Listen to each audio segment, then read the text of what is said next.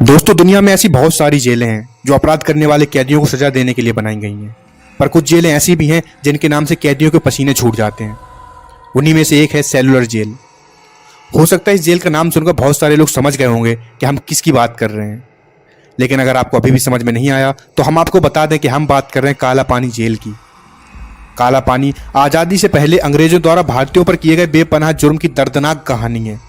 एक ऐसी कहानी जो भारतीय इतिहास में काले अध्याय के रूप में दर्ज। आज हम आपको अपने इस वीडियो में क्या होती है काला पानी की सजा, कैदी इसके नाम से क्यों कांपते थे, कहाँ है ये जेल, किसने और क्यों करवाया इसका निर्माण, जैसी बहुत सारी चीज़ों के बारे में जानकारी देने वाले हैं। तो वीडियो को बिना स्किप करे अंत तक जरूर देखना। और अगर आप हमारे चैनल पर नए हैं तो चैनल को सब्सक्राइब जरूर कर लीजिए ताकि भविष्य में आने वाले वीडियोज़ की नोटिफिकेशन आप तक सरलता से पहुंचती रहे। दोस्तों, सेलुलर जेल भारत के केंद्र शासित प्रदेश अंडमान और निकोबार द्वीप की राजधानी पोर्ट ब्लेयर में स्थित है, जिसे आज लोग काला पानी जेल के नाम से भी जानते हैं। अब आप सोच रहे होंगे कि आखिर इस जेल का नाम काला पानी पड़ा कैसे। तो हम आपको बता दें कि इस जेल के चारों तरफ सिर्फ समुद्र था। कई किलोमीटर तक यहाँ जमीन का कोई नामो निशान नहीं था, इसलिए इसे काला पानी भी कहा जाने लगा। ब्रिटिश हुकूमत ने इस जेल का इस्तेमाल आज़ादी की लड़ाई में हिस्सा लेने वाले स्वतंत्रता सेनानियों को सजा देने और उन्हें कैद करने के लिए किया था। इस जेल के निर्माण का विचार ब्रिटिश हुकूमत के दिमाग में 1857 की पहली क्रांति के बाद ही आ गया था, और इसके बाद इन्होंने 1896 में इस जेल का निर्माण कराना शुरू कर दिया था। अंडमान निकोबार द्वीप के घने जंगल को काटकर जेल के लिए जगह खाली करने का कार्य किया गया, लेकिन यहाँ पर काम करने वाले लोगों के लिए यहाँ की जलवायु, जंगल में सांप व बिच्छू उनके लिए लगातार संकट बने रहे। बहुत से लोगों को यहाँ पर मलेरिया ने जकड़ लिया। सबसे पहले यहाँ पर अंग्रेजी अधिकारियों के लिए आवास, कमिश्नर हाउस, कॉन्फ्रेंस रूम और चर्च जैसी चीज़ों का निर्माण किया गया।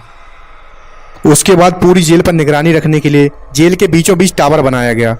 इस टावर से ही सभी कैदियों पर नज़र रखी जाती थी, और साथ ही इस टावर के ऊपर बहुत बड़ा घंटा लगा था जो किसी भी प्रकार के संभावित खतरा होने पर बजाया जाता था। और इसके बाद शुरू हुआ ऑक्टोपस की तरह 7 शाखाओं में फैले विशाल जेल का निर्माण। हर एक जेल में 3 मंजिल बनाई गई और इस विशाल जेल में 696 सेल्स बनाई गई ताकि यहाँ पर लाए गए सभी कैदियों को अलग अलग रखा जा सके। यहाँ पर कैदियों को अलग अलग रखने का केवल एक ही मकसद था कि कैदी आपस में स्वतंत्रता आंदोलन से जुड़ी कोई योजना न बना पाएं और अकेलेपन का जीवन जीते जीते वे अंदर से भी टूट जाएं, ताकि वे किसी भी तरह से सरकार से बगावत करने की हालत में ही ना रहें। हर एक सेल का साइज 4.5 मीटर इंटू 2.7 मीटर था। 3 मीटर की ऊंचाई पर खिड़कियां भी लगी थीं। अब आप सोच रहे होंगे कि इतनी सी ऊंचाई से तो कोई भी कैदी निकलकर भाग सकता है, लेकिन ये तो हमने आपको पहले ही बता दिया था कि जेल के चारों तरफ पानी ही पानी है, जिसके कारण कोई अगर भाग के जाता तो कहाँ। लेकिन इसके बावजूद कुछ कैदियों ने यहाँ से भागने की कोशिश करी, लेकिन वो अपनी मंशा में कामयाब ना हो सके। इसके बाद ऐसा भी कहा जाता है कि यहाँ से एक बार 200 कैदियों ने भागने की कोशिश की, लेकिन उन्हें पकड़ लिया गया। कुछ कैदियों ने वहाँ की खौफनाक यातनाओं को देखते हुए आत्महत्या कर ली थी, तो बाकी 87 कैदियों को वहाँ के जेलर अधीक्षक ने जेल से भागने के जुर्म में फांसी पर लटकाने का आदेश दिया था। सेलुलर जेल के निर्माण में करीब 5,17,000 रुपए की लागत आई थी। इसका मुख्य भवन लाल ईंटों से बना है। ये ईंटें बर्मा से मंगाई गई थी, जो आज म्यांमार के नाम से जाना जाता है। और आखिर कुछ सालों बाद 10 मार्च 1906 को इस जेल का निर्माण का कार्य पूरा हुआ। इस जेल में बंद क्रांतिकारियों या यूं कहें कि कैदियों पर बहुत जुर्म ढाया जाता था। हर एक कैदी को रोजाना कोल्हू की बैल की तरह 30 पाउंड नारियल और सरसों को कोल्हू में पैरना होता था। अगर वे ऐसा नहीं करते तो उन्हें हर रोज बुरी तरीके से कोड़ों से पीटा जाता था और कई सालों तक बेड़ियों में जकड़ दिया जाता था। यहाँ रहने वाले कैदियों को पिसाई करने वाली मिल पर कई घंटों तक काम करवाना, कई सप्ताह तक हथकड़ियों के साथ खड़े रहकर बागवानी करवाना, रस्सी बनाना, नारियल की जटा तैयार करना, कालीन बनाना, तौलिए तैयार करना, एकांत काल कोठरी में कैद करना, साथ ही हफ्तों तक भूखा रखने और सलाखों के पीछे कैद करना। ये यातनाएं इतनी खौफनाक होती थीं कि कैदी को मानसिक और शारीरिक तौर पर अपाहिज बना दिया जाता था। दोस्तों, ये तो बहुत ही मामूली सजा होती थी, लेकिन अब जो हम आपको बताने वाले हैं हो सकता है उसे सुनकर आपकी रूह कांप जाए। सोचिए, अगर आपको कोई घास से बनी सब्जी खिलाए तो आप क्या करेंगे? हो सकता है आप गुस्से में थाली फेंक दें या कुछ और।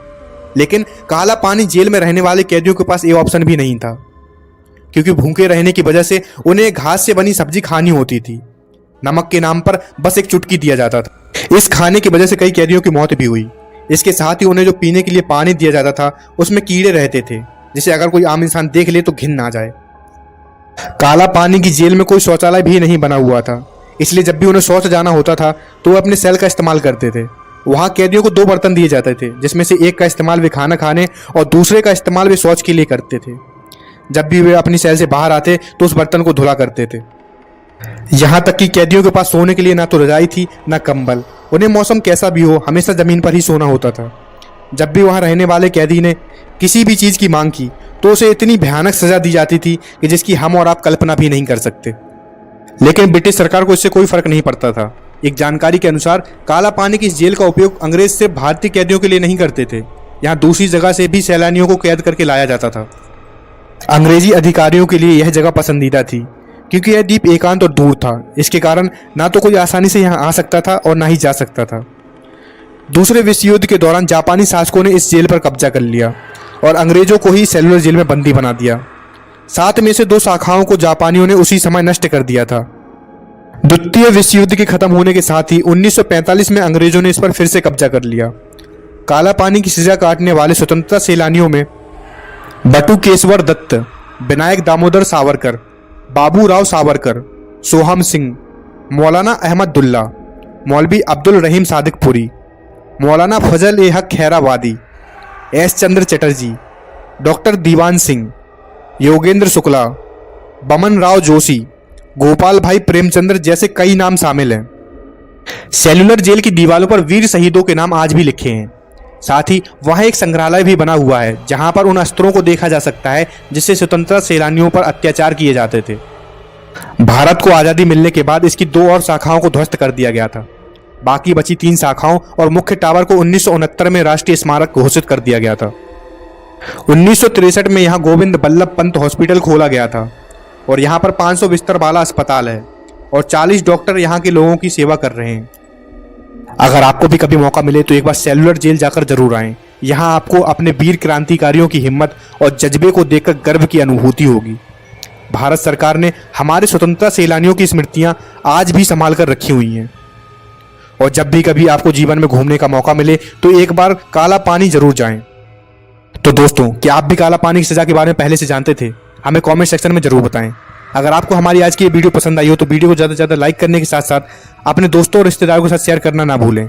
साथ ही अगर आप हमारे चैनल पर नए हैं तो चैनल को सब्सक्राइब जरूर कर लें। फिलहाल आज के लिए बस इतना ही। आप दीजिए इजाज़त। आपका बहुत बहुत शुक्रिया।